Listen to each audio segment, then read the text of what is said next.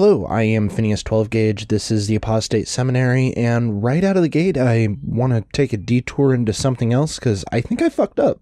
So I hold the stance that homophobes are homophobic because they're gay is at best deeply problematic and at worst a fucking dickhole move that reinforces the idea that the only reason anyone hates something is because they secretly embody that thing and it can't be due to bad thought processes or beliefs. Of course, bad thought processes and bad beliefs, bad meaning low quality, are absolutely where these come from, and those sorts of things are why this podcast exists. So I worry that on the last episode I imply that I think evangelicals and fundamentalists are homophobic because they're gay. That is not what I meant, and I didn't catch it until after listening back to the episode because, full disclosure, I write the episode, record the episode, edit the episode, but I also listen to it back after it's published to make sure that I didn't miss something like this I need to address. When you are raised conservative Christian, you are, as we all might well know, told that homosexuality is a sin. In my house, the things I heard ranged from locking up all gay people to a diatribe about how it was a shame my gay friend was going to burn in hell because he's such a nice kid, but he's got to be tortured because he chooses to live that way. This did not make my dad gay. It means he had bad beliefs, and it means he had bad thought processes, and he still does, even though he's getting better. What it means is that he and the Christians, the Muslims, etc., who have that belief think they are divinely commanded to not be attracted to people of the same sex. This presents a problem for their worldview in that it is perfectly normal for heterosexual people to find people of the same sex attractive. It's generally part of how we judge our place in the hierarchy of our society. Except when you've been convinced that that means you're gay because you don't have a healthy relationship with your own sexuality and you don't know how to react to it. And that's what I was driving at in the last episode. Not that the people in question are in the closet, but rather that when they experience a perfectly normal and natural admiration for people they may not be sexually attracted to, but see as attractive, if they have a panic reaction, they will become more entrenched in their homophobia as pushback against the shame of thinking that Chris Hemsworth has a nice ass. These are the same people that think that if you are married and look at a woman, you've cheated. These are the same people who believe that if you are a woman, you need to not dress in any way that might be considered promiscuous because then you're going to be objectified and it's your fault. It's people who cannot separate, oh, they're hot, from, oh, I want to get in that. And it's not surprising that they wouldn't be able to tell the difference between just a perfectly normal appreciation for how someone looks and being attracted to that person. These are people that can't even manage to tell the difference between being gay and being a magical weather wizard who has the power to cause hurricanes.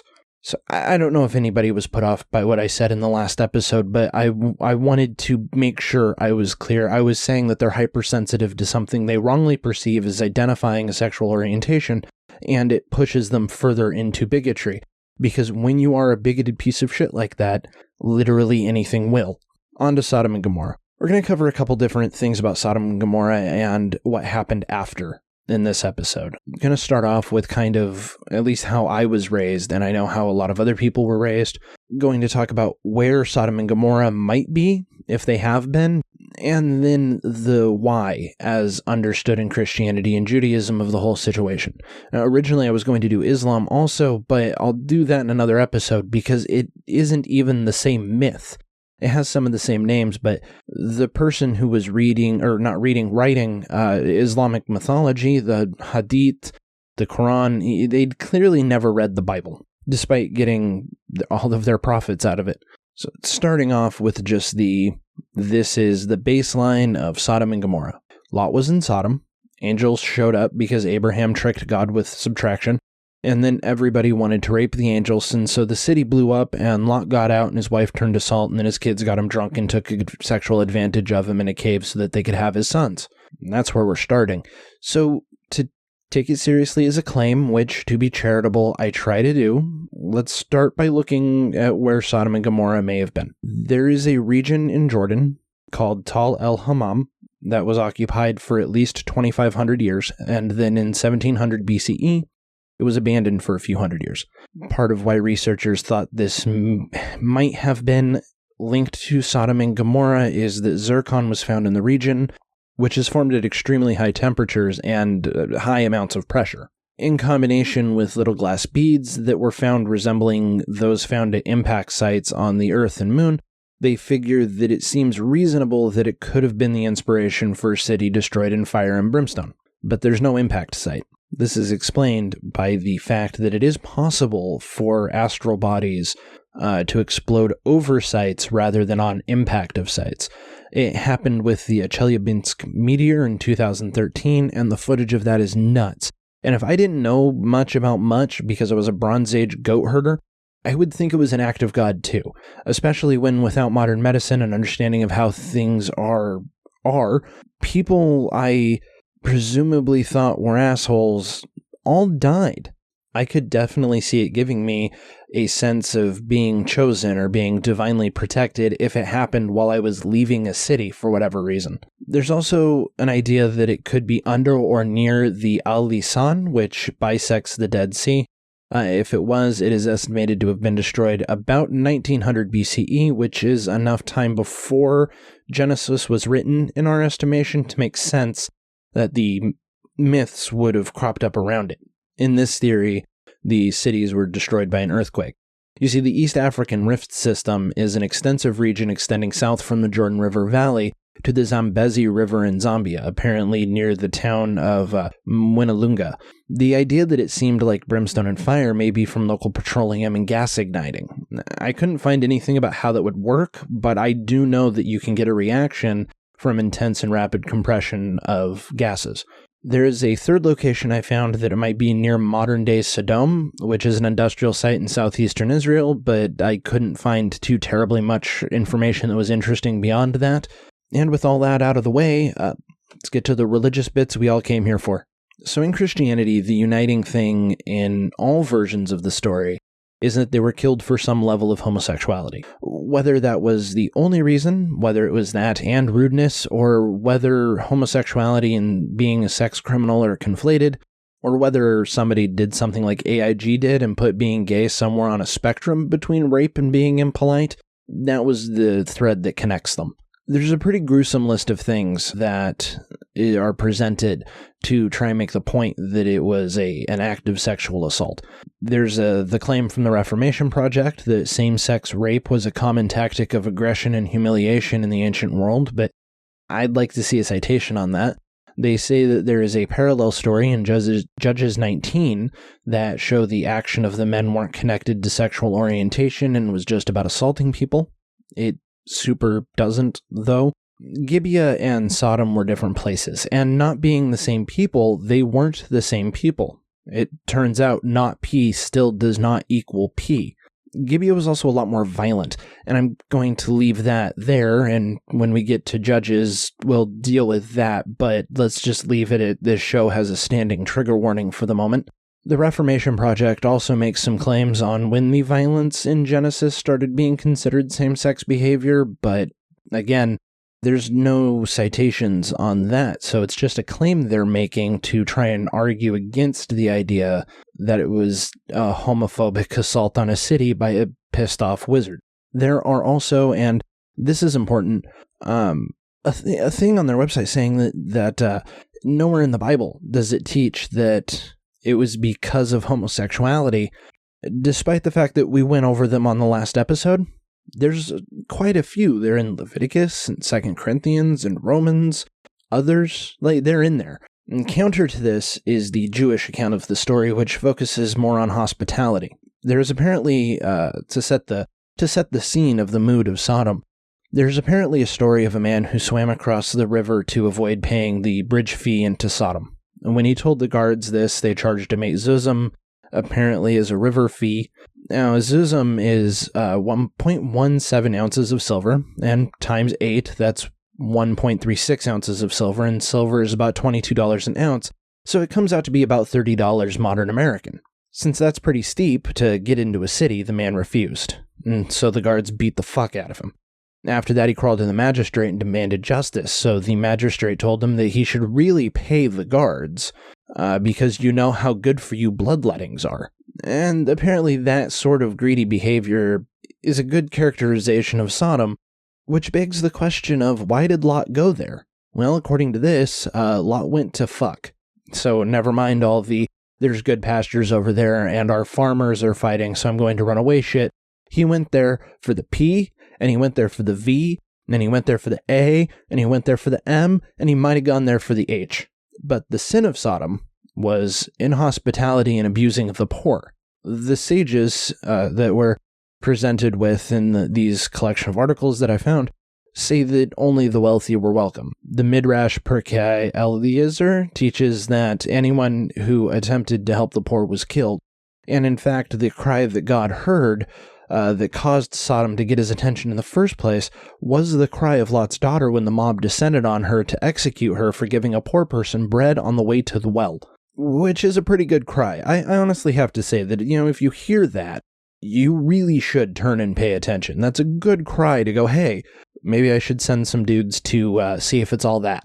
It really makes the why is any of this happening? Why did God send the angels? What was the cry? Give it context. And it's not a bad context. It's a bad context, but it really paints God in a much better light than he had been otherwise.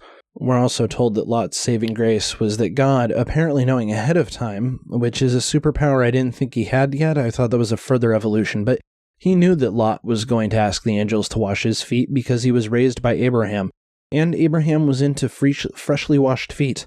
Yes, sir, no dirty feet in the Abraham house. A lot of foot washing. Nothing weird about that, just want to see the feet, not the dirt. There is a 10,000% chance that if he were alive today, Abraham would be abusing women in their DMs. This also has a strong and sort of weird connotation. Lot was feeling impure, so he went to Sodom to impurity it up. And while he was there, he became more and more like the people around him. In the end, he had to be taken back because he had almost lost everything the patriarch had given him as far as lessons on how to live right and stuff. Now, there's more learning to be done on these subjects, of course, but there are some very strong stay away from the goy undertones here. But moving on from that, the rabbis say that Lot had 4 daughters, and only 2 of them were betrothed. 2 of them seem to have been invented after the fact, but I don't speak Hebrew, and I'm reading an NKJV Bible and not a Torah. But I can't find a Torah resource on this either, so kinda hard to give too much credence to that outside of the fact that they are religious authorities. They, in this case, they is the rabbis who wrote the Midrash, the Tamar Kadari, who is a PhD in Midrash from Hebrew University in Israel, was working from when she wrote this article. Apparently, they feel that Lot is an asshole and that the daughters are somehow the good guys.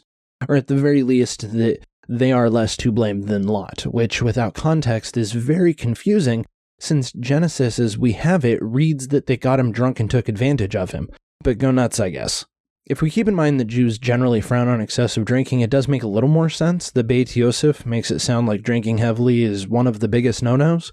Here's the thing though, even acting as a shithead, like he did, Lot is still the victim of a moral infraction, and we don't get to just go around blaming victims. I personally think that the story makes more sense in another iteration of it, where Lot also wanted to have sex with his daughters. His wife was just turned into salt, which, incidentally, I don't see coming up anywhere outside of Islam, where she was turned into brimstone.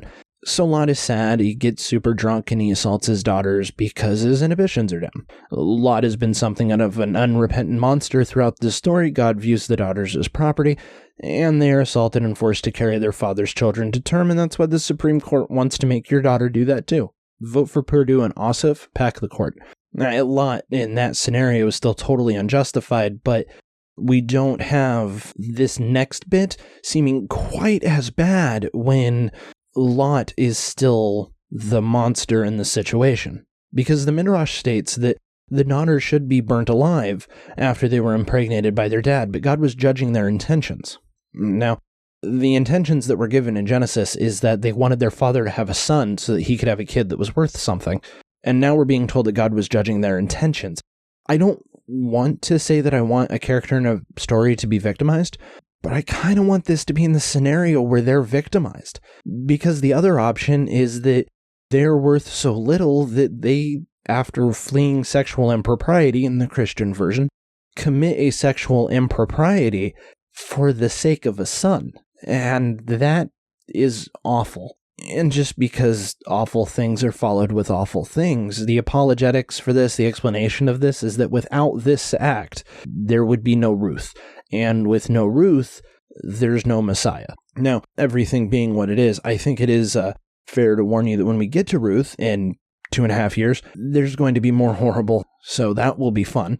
But that's the end of the justifications that I found. It does say, and I want to bring this up because it is awful, and it's a message that should be countered. So the Jewish Women's Archive, which is in the show notes, say that women can't get pregnant if they are virgins having sex for the first time, because this is wall-to-wall horrifying. But for the record, just because I'm sure you know, I hope you know, but anytime you see this claim, it needs to be pushed back on. Yes, you can. Yes, the absolute fuck you can. I guess the morals of the story on this one, I usually don't do morals on non-Bible study episodes, but this is kind of a Bible study episode. We're talking about the Bible, so it counts. I guess the moral is don't be greedy or God will fuck up your town with a maybe asteroid, and religion will separate you so far from reality you won't know you don't get a free pregnancy-free trial run at sex just because it's the first time you had it. Not really one note I want to leave you on, but that's the end of the episode. I'm Phineas 12 Gauge. I've given up on happy endings to this show. I hope everything goes well, ramping up to Christ Doesn't Exist, Miss. Stay safe, stay inside, wear a mask. Maybe you get one you get off TeePublic. I don't know. There's a link conveniently available in the show notes.